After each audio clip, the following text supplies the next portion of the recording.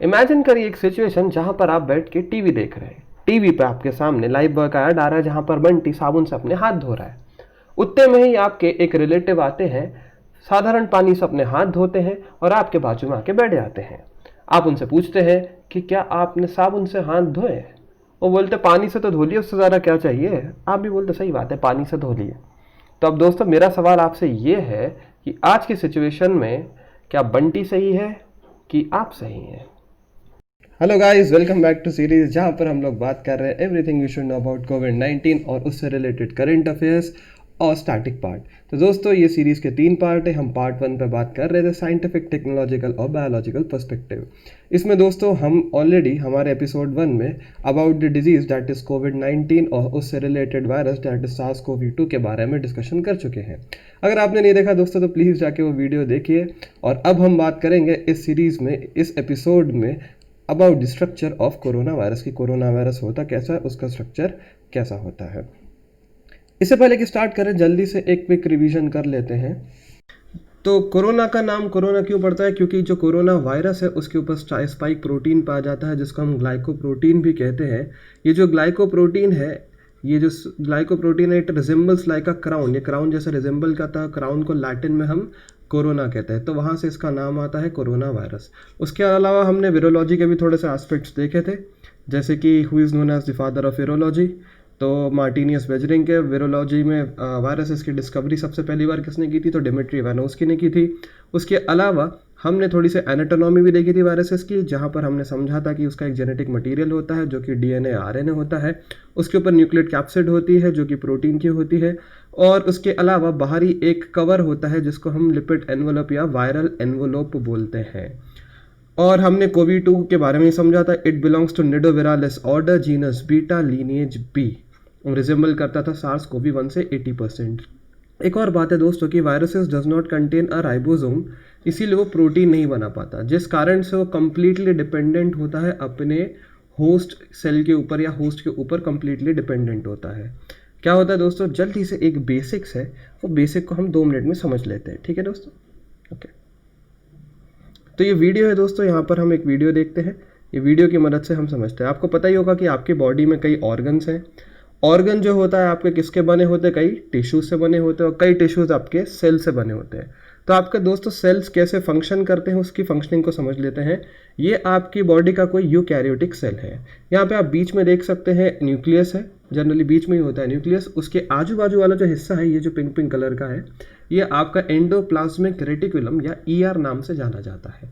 उसके अलावा जो रेड यहाँ पे चीज़ें तैर रही हैं, इनको माइटोकॉन्ड्रिया या power house of the cell कहते हैं। ये यहाँ पर गोल्जी अपैरेटस है और ये लाइसोसोम्स है। लाइसोसोम्स को सोसाइटल बैग भी कहते हैं दोस्तों। तो जब हम न्यूक्लियस के अंदर जाके देखते हैं तो न्यूक्लियस के अंदर हमको डीएनए मिलता है जो कि हमारा जेनेटिक मटेरियल होता है, deoxy ribo nucleic acid, which is found in actually chromatin fibres. ये आपके क्रोमैटिन फाइबर है। ये क्रोमैटिन फाइबर्स ही कंडेंस होकर क्रोमोजोम बनते हैं, जो कि जब आपका सेल डिवीजन होता है तब आपका काम में आते हैं। न्यूक्लियस के अंदर आपको एक और चीज़ प्रेजेंट होती है जिसको न्यूक्लियोलस कहते हैं दोस्तों, और इसमें से निकलते हैं आपके राइबोसोम्स। ये राइबोसोम्स, हाँ अभी वायरसेस में हमने पढ़ा ना, अभी रिवीजन में, राइबोसोम्स नहीं बना पाते, तो हमारे शरीर में तो बनते हैं। तो हमारे सेल्स में राइबोसोम निकलते हैं न्यूक्लियोलस से और सीधा जाके चिपक जाते हैं एंडोप्लाज्मिक रेटिकुलम से। एंडोप्लाज्मिक रेटिकुलम में ये राइबोसोम्स में से प्रोटीन सिंथेसिस की प्रोसेस चालू हो जाती है और ये जो प्रोटीन्स बनते हैं ये सिंथेसिस यहाँ से कंटिन्यू होती है और ये वेसिकल्स के रूप में निकलते हैं और सीधा जाते हैं आपके गोल्जी अपैरेटस या गोल्जी बॉडी की तरफ। ये गोल्जी अपैरेटस और गोल्जी बॉडीज़ में एंटर करते हैं और वहाँ पे प्रोटीन सिंथेसिस की जो मैकेनिज्म है वो पूरी तरीके से कंप्लीट होती है। अगर आपके सेल में एक्सेस प्रोटीन है तो उस एक्सेस प्रोटीन का शेप चेंज करके उनको कार्बोहाइड्रेट्स या तो फिर उसमें कोई हाइड्रोक्सिल ग्रुप अटैच करके उनको लिपिड्स में भी कन्वर्ट किया जाता है। तो दोस्तों ये हमारे सेल के अंदर एक्चुअल में प्रोसेस होती है।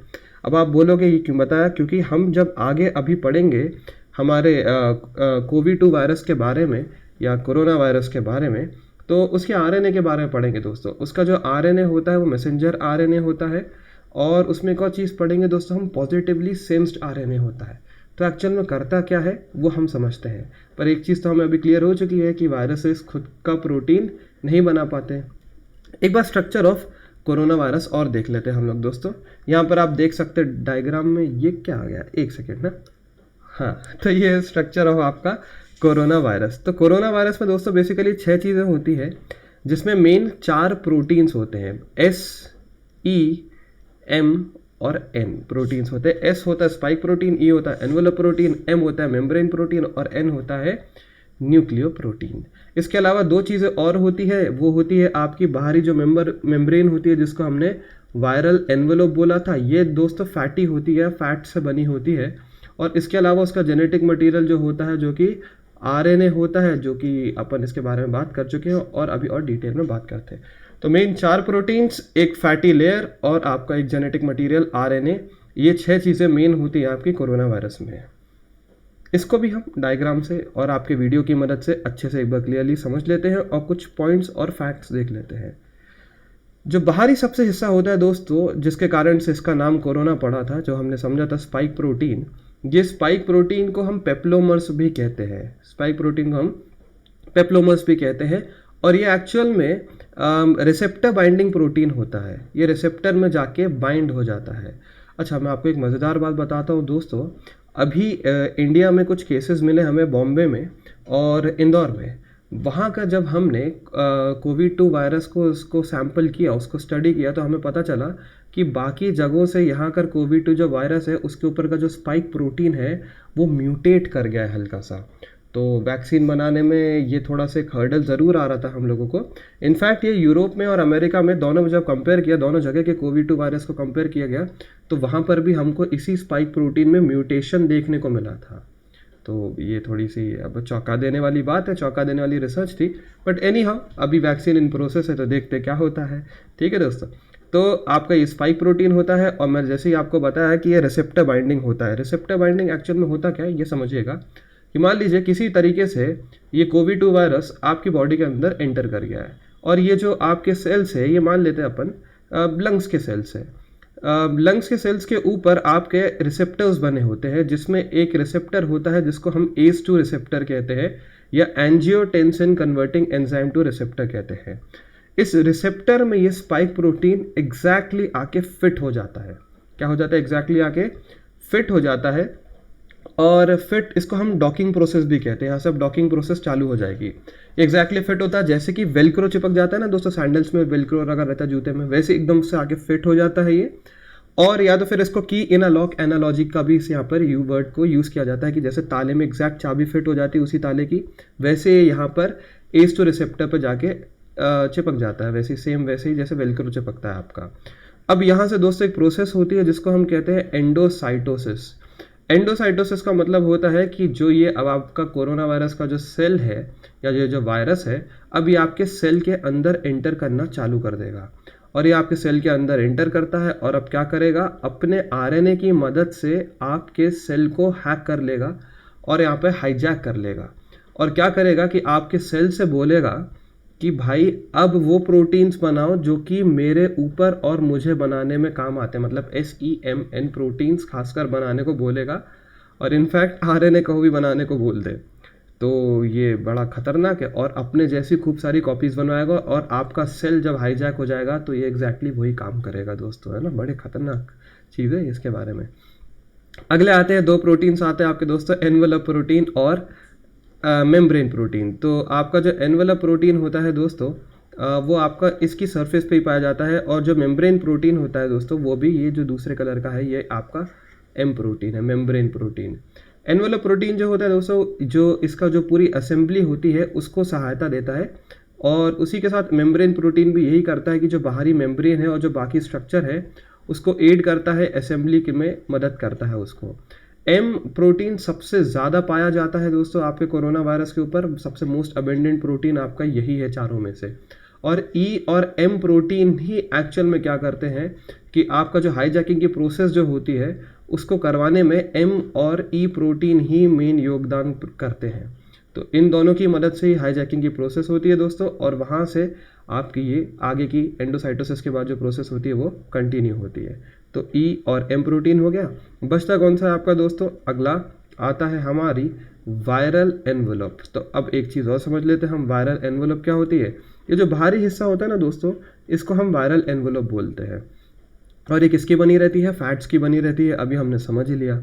तो फैट्स का एग्जांपल मैं आपको बता देता हूँ, ऑयल। तो जब कभी आपके हाथ में, मान लीजिए किसी कारण से आपके हाथ में कोरोना वायरस आके लग जाता है, तो उसके ऊपर की मेम्ब्रेन कैसी है दोस्तों, ऑयली है, फैट्स की है, उसी टाइप से जैसे आपके हाथ में तेल लग गया हो। अब आप घर आते हो, अपना सिंपल अगर आप पानी से हाथ धोते हो, तो क्या आपके हाथ से ऑयल कंप्लीटली निकलता है क्या? नहीं, तेल आपके हाथ से डायरेक्ट नहीं निकल पाता, क्योंकि उसके ऊपर जो रहता है फैट्स, वो अच्छे से आपके आपके हाथों में चिपका रह जाता है।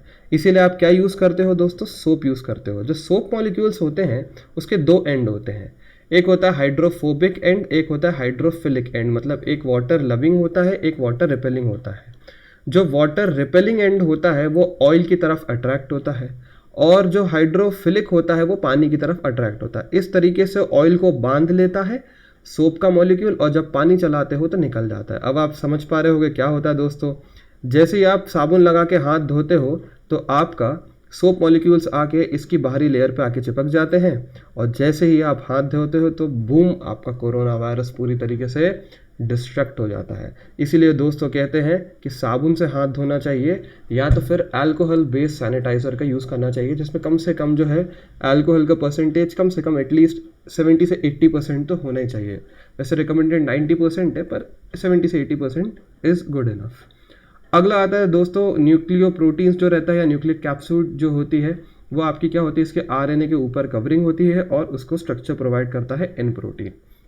फाइनल जो दोस्तों चीज़ें आती है वो आती है इसके आरएनए के बारे में। आरएनए इसका जेनेटिक मटेरियल होता है, जो कि क्या करता है, मॉलिक्यूलर मैसेज का काम करता है। मॉलिक्यूलर मैसेज मतलब क्या होता है दोस्तों, कि ये मैसेज या इंस्ट्रक्शन भेजता है जब ये होस्ट के अंदर चला जाता है। हमने अभी समझा था ना कि जैसे ये होस्ट के अंदर जाता है दोस्तों, वहाँ पर क्या करता है, हाईजैक करता है। हाईजैक कैसे करता है, ये इंस्ट्रक्शन भेज के करता है। और इंस्ट्रक्शन कहाँ लिखा है दोस्तों, इसके आरएनए में इंस्ट्रक्शन लिखा है। इस टाइप का आरएनए जो इंस्ट्रक्शन भेजता है किसी टाइप का, और होस्ट को क्या करता है, कंट्रोल करने की कोशिश करता है, ऐसे आरएनए को हम एमआरएनए भी कहते हैं, जो कि क्या कहता है, मैसेंजर आरएनए, क्योंकि ये मैसेज भेजता है, मॉलिक्यूलर मैसेज भेजता है, इसी कारण से इसका नाम क्या पड़ जाता है, मैसेंजर आरएनए। उसके अलावा दोस्तों हम एक और वर्ड का यूज़ करते हैं यहाँ पर इसके आरएनए के लिए, वो हम कहते हैं इसको कि the RNA of COVID-19 virus is positively sensed single stranded। Positively sensed का ये मतलब होता है दोस्तों कि एक्चुअल में ये इंस्ट्रक्शन भेज सकता है, और जिस होस्ट पे जा रहा है उसको कंट्रोल करके अपने जैसे और रेप्लिकास बना सकता है। तो ये पॉजिटिवली सेंस्ड का मतलब होता है। और दूसरा सिंगल स्ट्रैंडेड का मतलब होता है कि सिंपल जो है ये एक स्ट्रैंड का आरएनए है, और इसके ऊपर हमको पता है कि एन प्रोटीन होता ही होता है। तो इस तरीके से दोस्तों क्या होता है, आपका आरएनए बना रहता है किसका, आपका कोविड-2 वायरस का। तो दोस्तों यहाँ तक आपको बात क्लियर हुई है ना, मज़ेदार बात थी इसके स्ट्रक्चर के बारे में। अब जल्दी से हम एक क्विक रिवीजन कर लेते हैं अभी तक जो हमने पढ़ा है, कि स्पाइक प्रोटीन का हम और क्या कहते हैं, पेप्लोमर्स कहते हैं, जो कि क्या करता है, लैच ऑन होता है किस पर, आपके ACE2 रिसेप्टर पर। अब एक और दोस्त फैक्ट आप लोगों को दोस्तों एक फैक्ट बताता हूँ कि ACE2 जो है, एंजियोटेंसिन कन्वर्टिंग एंजाइम रिसेप्टर जो है, वो आपका लंग्स पे भी पाया जाता है, हार्ट्स पे भी, किडनी पे भी, इंटेस्टाइन पे भी। तो कोरोना वायरस आपका इन सभी जगहों को इन्फेक्ट कर सकता है दोस्तों। इनफैक्ट कई अभी केसेस देखने को भी मिले हैं जहाँ पर गैस्ट्रो इंटेस्टिनल डिसऑर्डर देखने को मिले हैं लोगों में, पर फिर भी वो कोविड-2 के टेस्ट में पॉजिटिव उनका आया है, उनका रिजल्ट। तो बड़ी हैरानी की बात है, पर स्टडीज़ यही कहती हैं कि ACE2 रिसेप्टर की तरफ ये बाइंड कर जाता है, इसका जो स्पाइक प्रोटीन होता है। उसके अलावा जो है दोस्तों E और M प्रोटीन्स थे, जो कि असेंबली में काम आते थे।